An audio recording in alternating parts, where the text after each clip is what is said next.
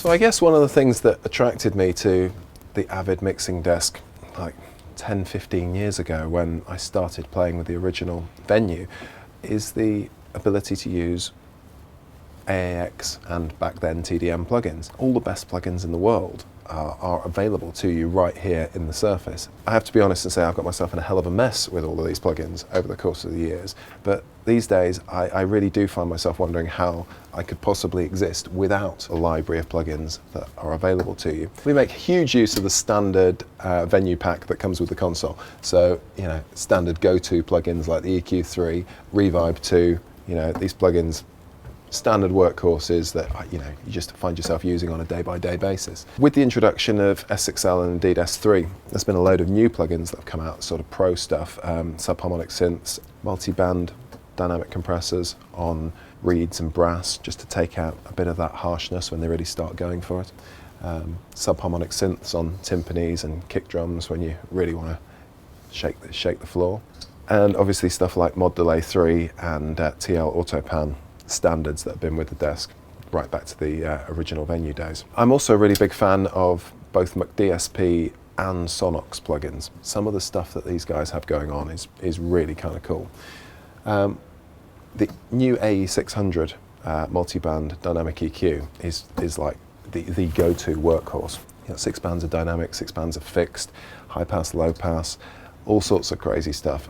The quality of the audio and what you can achieve with it as a tool is really quite impressive. So with staple onboard reverbs like the Sony Oxford and the Revibe 2, there isn't really a huge need for any sort of external outboard or external reverbs. We do actually use the TC Electronics System 6000, but primarily we use it because it has full surround reverb support. So we do a vocal reverb and a band reverb on board in the System 6000 in 5.1 stereo, which is currently not easy to implement within Avid onboard plugins. It's absolutely nothing to do with the quality. The quality of something like the Sonox reverb is more than on a par with any of the external reverbs that I used to use in previous days. The really cool thing about the Flux Live Analyzer is you drop a sample grabber plugin into the plugin rack, and that then ships the analysis data out of the console into a secondary computer where all the heavy lifting's done.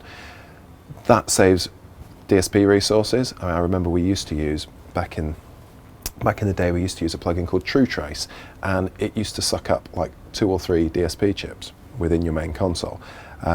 Whereas Sample Grabber takes up virtually nothing, and the heavy lifting of the FFT analysis is done outboard on an external computer. So we can just have a Sample Grabber plugin here, which I've just inserted across our main matrix output, and then if I just dump some music out to the main PA, you can see the analysis coming up there. Obviously it's not phase coherent, obviously it doesn't take into account time. It's just an RTA, but is extremely useful for just going, what is that frequency that's bugging me in that voice? Oh yeah, it's that. There you go. So quickly digging a little deeper into the plugins we're actually using. I always find it's quite tricky to get the initial attack on a timpani. So I never have any trouble getting low-end rumble out of a timp, but what I actually want is that initial smack.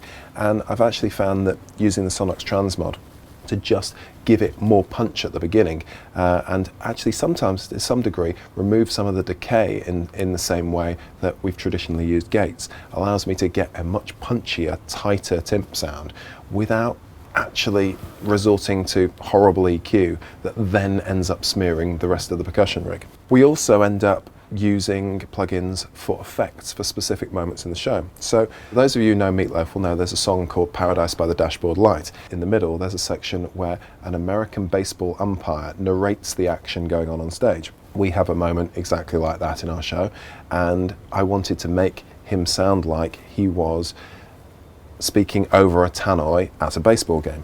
So to do that we used the McDSP Futzbox plugin. And this allowed me to drop a megaphone effect over the top of the vocal mic. With a bit of tweaking, a bit of EQ, we managed to create a sound that sounds just like an American umpire narrating the action on stage.